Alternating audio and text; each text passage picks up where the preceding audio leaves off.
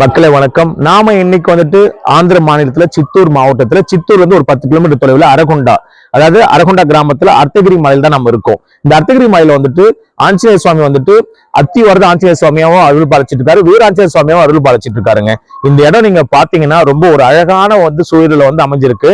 இந்த தீர்த்த குளம் வந்துட்டு ஸ்ரீ சஞ்சீவி ராய புஷ்கரணின்னு சொல்லிட்டு சொல்றாங்க. இந்த தீர்த்த குளத்தோட நீரை வந்துட்டு இங்க ஒரு பிரசாதமாவே நமக்கு கொடுக்குறாங்க.